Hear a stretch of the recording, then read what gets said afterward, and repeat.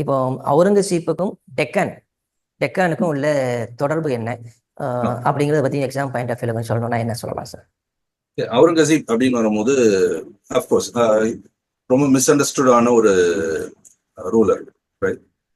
So அவுரங்கசீப்புக்கும் டெக்கானுக்கும் என்ன தொடர்பு அப்படின்னா வந்து வேண்டாம் அப்படின்னு சொல்றாரு. ஷாஜகான் பொறுத்த வரைக்கும் என்னன்னா, நம்ம வந்து அவங்கள தள்ளிதான் இருக்கணும், டெக்கான் கிட்ட பிரச்சனைக்குள்ள போகக்கூடாது, வேற ஏதாவது அவங்க பிரச்சனை பண்ண படைகள் வேணும், அந்த படைகள் கொடுக்கறதுக்கு காசு கொடுக்கணும், அப்படி இல்லைன்னா நிலத்துல இருந்து வரக்கூடிய வருமானத்தை கொடுக்கணும். அதுதான் நம்ம ஜாகீர் அப்படின்னு சொல்லுவோம். இந்த ஜாகீர் முறை என்ன சிக்கல்னா, அவுரங்கசீப் காலத்துலதான் அதிகமான மன்சப்தார்கள் இருந்தாங்க. அதுல பெரும்பாலான மன்சப்தார்கள் பிரச்சனையா ஆகி அது வந்து அவரோட ஆட்சியை பறிச்சதோ, அதே போல டெக்கான் இவரோட ஆட்சியை பறிச்சது. Spanish ulcer cost Napoleon. So same way Deccan ulcer cost Aurangzeb. வணக்கம் சார். வணக்கம் சார். இப்போ ரீசெண்டாக அவுரங்கசீப் ரிலேட்டடாக வந்து ஒரு இஷ்யூ நாட்டில் போயிட்டு இருக்குது. இதில் நம்ம அந்த சர்ச்சைக்குள்ளே பெருசாக போகாமல் அவுரங்கசீப் பற்றி எக்ஸாம் பாயிண்ட் ஆஃப் வியூவில் தெரிஞ்சுக்கணும் அப்படின்னா, பர்டிகுலராக இப்போ அவுரங்கசீப்புக்கும் டெக்கானுக்கும் உள்ள தொடர்பு என்ன அப்படிங்கிறத பற்றி எக்ஸாம் பாயிண்ட் ஆஃப் வியூவில் சொல்லணும்னா என்ன சொல்லலாம் சார்? அவுரங்கசீப் அப்படின்னு வரும்போது அஃப்கோர்ஸ் ரொம்ப மிஸ் அண்டர்ஸ்டுடான ஒரு ரூலர், ரைட்? ஸோ அவுரங்கசீப்புக்கும் டெக்கானுக்கும் என்ன தொடர்பு அப்படின்னா, அவுரங்கசீப் பதவிக்கு வர்றதுக்கு முன்னாடி, பேரரசர் ஆகிறதுக்கு முன்னாலேயே அவர் ஆளுநரா இருந்த பகுதி டெக்கான். அவர் பல பகுதிகளில் ஆளுநரா இருந்திருக்காரு. ஆனால் டெக்கான்ல ஆளுநரா இருக்கும் போதுதான் அவரு நிறைய விஷயங்கள் முகலாய பேரரசோட அந்த அடுத்த வாரிசு அப்படின்னு சொல்றதுக்கான நிறைய விஷயங்கள் நடந்தது. ஷாஜகானுக்கு அடுத்த வாரிசு. ஆமா, அடுத்து வர்றது. இப்ப இதுல இன்னொரு விஷயம் என்னன்னா, அவுரங்கசீப் டெக்கான்ல இருந்தும் டெக்கான பெரும்பாலான சில அந்த உள்நாட்டு விவகாரங்களை புரிஞ்சிக்காம போனதும் ஒரு ரீசன். அவர் ஏன் கடைசி காலங்கள்லயும் டெக்கான்லயே இருந்தாரு. ஸோ அவரோட ஏர்லி டேஸ் ஆஃப் ரூலும் சரி, அவரோட கடைசி காலகட்ட ஆட்சியும் சரி, அது டெக்கான்லயே தான் இருந்தது. ஸோ அவர் வைஸ்ராய் பீரியட்ல டெக்கான் வந்து பாத்தீங்கன்னா 3 இம்பார்ட்டன்ட் பிளேசஸ் இருக்கு. ஒன்று வந்து பிஜப்பூர் சுல்தானேட், இன்னொன்று கோல்கொண்டா, அதுக்கப்புறம் கீழே இருந்த அந்த மற்ற பகுதிகள், மதுரை, அந்த கர்நாடிக் அந்த பகுதிகள். ஸோ இதுல வைஸ்ராயா இருந்த காலகட்டத்திலேயே மராட்டியர்கள் வந்து பிஜப்பூர் சுல்தானேட்டோட அதிகமா போர் புரிந்து மராட்டிய நிலப்பரப்பு வர ஆரம்பிச்சிருச்சு. அவுரங்கசீப் இங்க வைஸ்ராயா இருக்கும்போது அப்போ பிஜப்பூர் நாட்டோட தான் பிரச்சனை, நிறைய சிக்கல்கள் இருந்தது.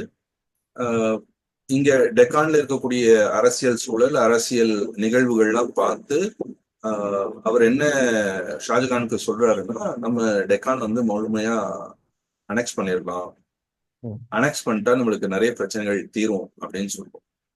ஆனா ஷாஜகான் வந்து வேண்டாம் அப்படின்னு சொல்றாரு. ஷாஜகான் பொறுத்த வரைக்கும் என்னன்னா, நம்ம வந்து அவங்கள தள்ளிதான் இருக்கணும், டெக்கான் கிட்ட பிரச்சனைக்குள்ள போகக்கூடாது, வேற ஏதாவது அவங்க பிரச்சனை பண்ணாங்கன்னா நம்ம அவங்கள டிசிப்ளின் பண்ணணும், வேற அவங்க நல்லபடியா இருக்கும்போது நம்மளுக்கு எந்த ஒரு பிரச்சனையும் இல்லை, அவங்க பாட்டு வரி கொடுத்தாங்கன்னா வரி வாங்கிட்டு அமைதியா விட்டுருவோம் அப்படின்ற பாலிசியில தான் ஷாஜகான் இருந்தாரு. ஷாஜகான் மட்டும் இல்ல, அவங்க அப்பா ஜஹாங்கீரும் அப்படிதான் இருந்தாரு. ஏன் அப்படின்னா, டெக்கான்ல இருக்கக்கூடிய உட்கட்சியில இருக்கக்கூடிய அந்த உள்நாட்டு பூசல்கள், அதுல இருக்கக்கூடிய இஸ்லாம்லயே இருக்கக்கூடிய டிஃப்ரெண்ட் செக்மெண்ட், அதுல இருக்கக்கூடிய பிரச்சனை, ஷியா சனி அந்த பிரச்சனை, அதுக்கப்புறம் டெக்கான்ல இருக்கக்கூடிய மற்ற மக்கள் அவங்க அந்த அரசியல் தாக்கம், இது எல்லாமே பார்த்துதான் அவங்க முகலாயர்கள் அவுரங்கசீப் முன்னாடி வரைக்கும் இங்க பெருசா படையெடுப்போ இல்லை இங்க வந்து அனெக்ஸ் பண்ணும், அதை மொத்தமா உள்ள சேர்த்துறணும் அப்படின்ற நினைப்பு எதுவுமே இல்லை. ஆனா அவுரங்கசீப் பதவிக்கு வந்ததுக்கு அப்புறம் அவுரங்கசீப்க்கு என்ன ஒரு சட்ட சிக்கல் வருது அப்படின்னா, அவுரங்கசீப்க்கு மன்சப்தார்ஸ் அப்படின்னு ஒரு கான்செப்ட்ல வச்சிருந்தாங்க ஆர்மியை. அதாவது மன்சப்தார்னா ஒரு மிலிட்டரி கவர்னர், அவருக்கு படைகள் வேணும், அந்த படைகள் கொடுக்கறதுக்கு காசு கொடுக்கணும், அப்படி இல்லைன்னா நிலத்துல இருந்து வரக்கூடிய வருமானத்தை கொடுக்கணும். அதுதான் நம்ம ஜாகீர் அப்படின்னு சொல்லுவோம். இந்த ஜாகீர் முறை என்ன சிக்கல்னா, அவுரங்கசீப் காலத்துலதான் அதிகமான மன்சப்தார்கள் இருந்தாங்க. அதுல பெரும்பாலான மன்சப்தார்கள் பாத்தீங்கன்னா இந்துக்களா இருந்தது. இப்போ இவங்க எல்லாருக்குமே என்னன்னா அப்பா, பையன், அவரோட பையன், அந்த மாதிரி பரம்பரை பரம்பரையா நிறைய பேர் இங்க மன்சப்தார்ஸ் அப்படின்னு இருக்கும்போது அப்ப அவங்களுக்கு நிலங்களை கொடுக்கணும். அப்போ வெறும் நார்த் இந்தியால மட்டும் நிலம் இருந்தா அவங்களால கொடுக்க முடியாது. ஸோ அவர் என்ன பண்றாரு, சவுத் இந்தியாவை அனெக்ஸ் பண்றாரு. டெக்கானுக்கு அப்புறம் கீழே கர்நாடகாக்கு முழுமையா அனெக்ஸ் பண்றாரு. அனெக்ஸ் பண்ணும் போதுதான் சிக்கல் வருது. அந்த சிக்கல்ல என்னன்னா, இந்த மராட்டியர்கள் இவ்வளவு நாள் பிஜப்பூரோட சண்டை போட்டுட்டு இருந்தாங்க. இப்ப இந்த நிலப்பரப்புக்கு பேர் பிஜப்பூர் சுல்தானேட் கிடையாது, முகல் எம்பையர். ஓகே. அப்போ இவங்க முகல் எம்பையரோட சண்டை போட்டுட்டு இருந்தாங்க. இப்போ அவுரங்கசீப்க்கு வருமானத்துல நிறைய பிரச்சனை இருக்கு. அவருக்கு கருவூலம் வந்து ரொம்ப பணம் குறைஞ்சு போச்சு. அப்போ நிதி மேலாண்மைக்காக நிறைய வரிகள், புது புது வரிகள் கொண்டு வர வேண்டியதா இருக்கு. அக்பர் என்ன வரிகள் நீக்கினாரோ அந்த வரிகள் எல்லாமே மீண்டும் போடப்பட்டது. நிறைய ரிஃபார்ம்ஸ் கொண்டு வராரு. இதெல்லாம் அரசுக்கு செலவினங்கள் அதிகப்படுத்துமோ, தேவையில்லாத செலவுகள் என்ன இருக்கோ அதெல்லாம் குறைக்கணும். ஏன்னா அவருக்கு வந்து அதிக செலவு பண்றது பிடிக்காது. அப்போ அந்த மாதிரி செலவுகள்லாம் குறைக்கும் போது நிறைய வரிகள் விதிக்கிறாங்க, நிறைய செலவுகள் குறைக்கிறாங்க. அப்படி குறைக்கும் போது இந்த நிலங்கள் அவங்களுக்கு தேவைப்பட்டது. ஏன்னா வந்து ஜாகீருக்காக. அப்ப இந்த ஜாகீரை பாதுகாக்கணும் அப்படின்னா இந்த நில உடைமைகளை நம்ம பாதுகாக்கணும். அப்ப இங்க இருக்கக்கூடிய அந்த உட்கட்சி, அந்த உள்நாட்டு பூசல்கள், அப்படி இல்லைன்னா அங்க இருக்கக்கூடிய அந்த பொலிட்டிக்கல் என்ட்ரிஸ்குள்ளே ஒரு மாற்றாரு. அந்த காரணத்துக்காக இங்க தொடர்ச்சியா பிரச்சனைகள் வந்துகிட்டு இருக்கு. சிவாஜி ஆரம்பிச்ச காலத்துல இருந்து பிரச்சனைகள் வந்துட்டு இருக்கு அப்படின்றதுனால அவர் டெல்லியில இருந்து அவுரங்காபாத்துக்கு மாற்றமாகி கிட்டத்தட்ட 20 ஆண்டுகள் இங்கேயே தான் இருக்கார். அவரோட இறுதி காலம் வரைக்கும் இங்கதான் இருக்கார். 1658 அவர் பதவிக்கு வந்தார். 1707 அவர் மரணிச்சு போறாரு. ஸோ கிட்டத்தட்ட 1680கள்ல இருந்து 1707 வரைக்கும் ஒரு டெக்கான்ல தான் இருக்காரு. அங்கதான் அவர் மரணித்தும் போறாரு. மரணித்து போறது அவர் நேச்சுரல் காஸ். அவர் உடம்பு சரியில்லை படுக்கையில இருந்தார் சில மாதங்கள். அதுக்கப்புறம் உயிரிழந்தார். அப்போதான் அவர் அங்க அவுரங்காபாத் பக்கத்துல இருக்கக்கூடிய இதுலயே புதைச்சிடறாங்க. சோ அவரோட வாழ்க்கையில டெக்கான் வந்து ஒரு இன்றியமையாத ஒரு இடமா மாறி போச்சு. அவரு ஆட்சிக்கு வர்றதுக்கு முன்னாடியும் சரி, ஆட்சிக்கு வந்ததுக்கு பின்னாடியும் சரி, இந்த மாதிரிதான் டெக்கான் அப்படின்றது ஒரு ஒன்றிணைக்கப்பட்ட ஒரு இது. அதனாலதான் ஒரு செய்தியே சொல்லுவாங்க, எப்படி நெப்போலியனுக்கு ஸ்பானிஷ் பிரச்சனையா ஆகி அது வந்து அவரோட ஆட்சியை பறிச்சதோ, அதே போல டெக்கான் இவரோட ஆட்சியை பறிச்சது. Spanish ulcer cost Napoleon. So same way Deccan ulcer cost Aurangzeb அப்படின்னு சொல்லுவோம்.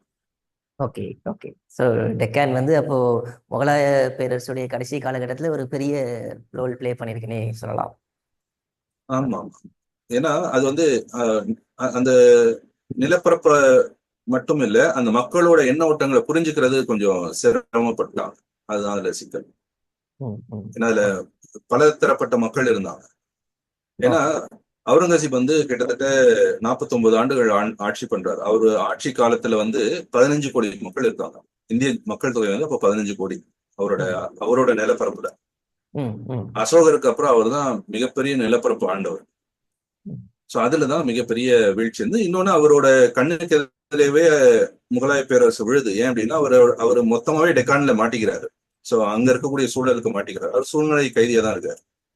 அப்போ நார்த் இந்தியா முழுக்க அவரால் புறக்கணிக்கப்பட்டுச்சுன்னே சொல்லிடலாம். அவரால் பெருசா கவனிக்க முடியல. அப்ப அங்க இருந்து வந்த இன்வேஷன்ஸ், அதுக்குள்ள நடந்த போராட்டங்கள், அங்க இருந்த சிக்கல்கள். ஏன்னா அவுரங்கசீப் அகேன்ஸ்டா நிறைய போராட்டங்கள் வந்தது. ஏன் அப்படின்னா அவரால் நார்த் இந்தியாவை நிறைய விஷயங்களுக்கு போக முடியல, நேரடி கண்காணிப்புக்குள்ள போக முடியல. அப்படி இல்லைன்னா இவர் பதற்றப்பட்டு நிறைய விஷயங்களுக்குள்ள இன்வால்வ் ஆனார். இப்ப ரஜபுத்திரர்களோட விஷயங்கள்ல யாருமே இன்வால்வ் ஆனது கிடையாது. ஆனா இவர் என்ன நினைச்சாங்கன்னா, எப்படி மராட்டியர்கள் போல மற்றவங்களை போல இவங்களும் பிரச்சனை பண்ணுவாங்களோன்னு நினைச்சு அவர் அரசியல தலையிடம் எல்லா பிரச்சனையும் பெருசாது. அதனாலதான் அவுரங்கசீப்க்கு நிறைய எதிர்ப்புகள் இருந்தது. அவரு அவர் டெல்லியில இருந்து ஆட்சி செஞ்சிருந்தால் பெரும்பாலான அந்த நிர்வாக சீர்கேடுகளை அவர் தடுத்திருக்க முடியும். ஆனா அந்த கள சூழல் அந்த மாதிரி அமையல அவருக்கு. இதே அவுரங்கசீப் 50 ஆண்டுகளுக்கு பதில் 20 ஆண்டுகளோ இல்லைன்னா 15 ஆண்டுகளோ நம்ம அவரோட தாத்தா ஜஹாங்கீர் மாதிரியோ இல்ல அப்பா ஷாஜகான் மாதிரியோ ரொம்ப குறுகிய காலத்துல வாழ்ந்திருந்து சில விஷயங்கள் செஞ்சிருந்தால் இந்த மாதிரியான சிக்கல்கள் அவருக்கு வந்திருக்காரு. அவர் பேருக்கு அவர் நிறைய சீர்திருத்தம் பண்ணது அந்த மாதிரி வேற கண்ணோட்டமே மாறி இருக்கும். ஸோ அப்பேற்பட்ட இது. ஆனா அவரோட காலம் வந்து ரொம்ப லென்த் ஜாஸ்தி, அதுதான் பிரச்சனை. ஓகே ஓகே சரி சார். ஸோ அவுரங்கசீப் பற்றி ரொம்ப ஷார்ட்டாக அவுரங்கசீப்புக்கும் டெக்கானுக்குள்ள தொடர்பை ரொம்ப சிம்பிளாக சொன்னீங்க. ஸோ இந்த வருஷம் எதிர்பார்க்கலாம் அவுரங்கசீப் பற்றி ஏதாச்சும் கேள்விகள் யூபிஎஸ்சி எக்ஸாமில். Okay sir, thank you. ரொம்ப நன்றி.